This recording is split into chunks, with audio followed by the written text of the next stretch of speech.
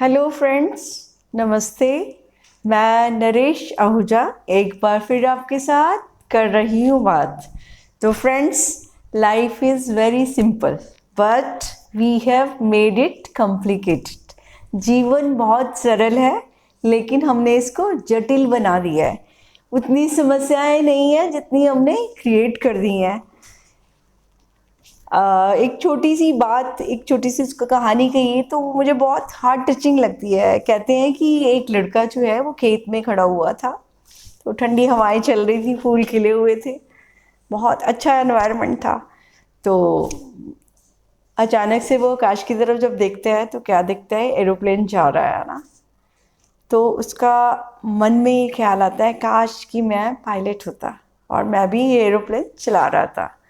तो इंसान है, तो हमारी नेचर, ये कहानी हमारी फितरत दिखाती है कि जब भी हम कुछ देखते हैं तो दूसरे जैसा बनने का हमारे ख्याल आता है। तो उधर से कहते हैं कि पायलट ने जब उस लड़के को देखा तो उसके मन में क्या विचार आया, तो उसने सोचा काश कि मैं भी इतना फ्री होता इस लड़के की तरह। कितना एंजॉय कर रहा है ये लड़का, कितना फ्री है, कैसे ठंडी हवाएं हैं, सनशाइन ले रहा है ना, हाउ हैप्पी ही इज़।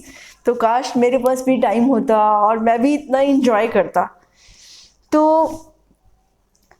लेकिन अब वो जो है वो इतना थका हुआ महसूस कर रहा था।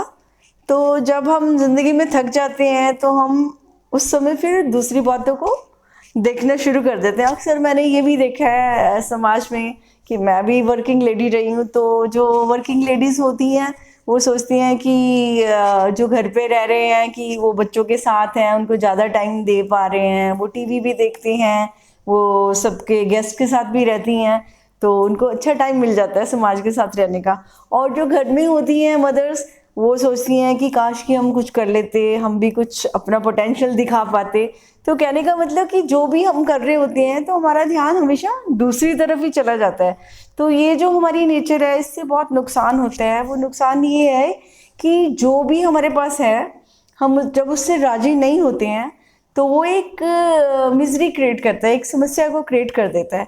तो असूल की बात तो ये है कि जो भी जीवन में हमें मिला है, कुछ भी किसी रूप में भी जो भी मिला है वो वैल्यूएबल होना चाहिए, उसकी हमें वैल्यू करनी चाहिए, ना कि उसको हम ग्रांटेड ले लें।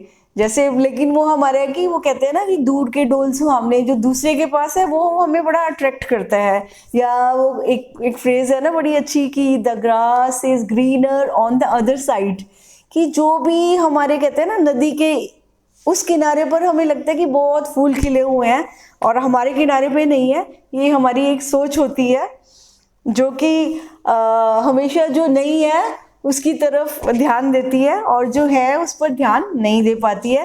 तो जब हम ऐसा करते हैं तो ये हम लाइफ की भी इंसल्ट करते हैं, क्योंकि जो आज हमें मिला है, थिंक फॉर अ वाइल, थोड़ा सा सोचो, अगर ये भी नहीं होगा तो फिर कैसा होगा। तो इसलिए जो मिला है बहुत अच्छा है, बहुत खूबसूरत है, क्योंकि वो दूसरे को खूबसूरत तो नज़र आ जाता है लेकिन हमें वो खूबसूरत नज़र नहीं आता। आज जिसको भी देखो, बच्चों को भी देखो, वो भी यही कर रहे हैं। उनको जब वो बड़े होंगे तब उनकी यही नेचर रिफ्लेक्ट कर रही है कि जैसे जो बच्चे होते हैं कि मुझे ऐसा बैग चाहिए, उस बच्चे जैसा, मुझे ऐसा टिफ़िन चाहिए या बॉटल चाहिए, कुछ भी व्हाट्सोएवर दे नीड, है ना। तो उनको दूसरे जैसा चाहिए कि मेरे पास भी वो होना चाहिए। और जो दूसरा बच्चा है जिस वो कहता है कि नहीं, जो इसके पास है वो मेरे पास होना चाहिए। तो ये आदतें जो है हमारी बन जाती हैं। ये तो फिर उस आदत से हम मजबूर होके आगे भी ऐसे ही करते चले जाते हैं कि जो दूसरे के पास है वो हमें अच्छा लगता है, जो अपने पास है वो हमें अच्छा नहीं लगता। यानी अगर कुछ है तब भी हम नाखुश हैं, अगर कुछ नहीं है तब भी हम नाखुश हैं। तो ये स्थिति हमारे स्वास्थ्य के लिए, हमारे मानव जीवन के लिए बिल्कुल स्वस्थ नहीं है, अच्छी नहीं है। असूल तो यही बनता है जीवन का कि जो भी हमारे पास है उसको भरपूर जिए, उसमें राजी होकर जिए, उसमें कंप्लेंट ना करें। तो उसी में खूबसूरती है, क्योंकि अगर हम कंप्लेंट करेंगे, जो भी हमारे पास चीज़ें हैं हम उसको कभी भी इंजॉय नहीं कर पाएंगे, तो हम अधूरे से जिएंगे। सब कुछ होने के बाद भी अधूरा जीना तो कोई शोभा नहीं देता हमें। तो हम तो बहुत समझदार हैं सब लोग।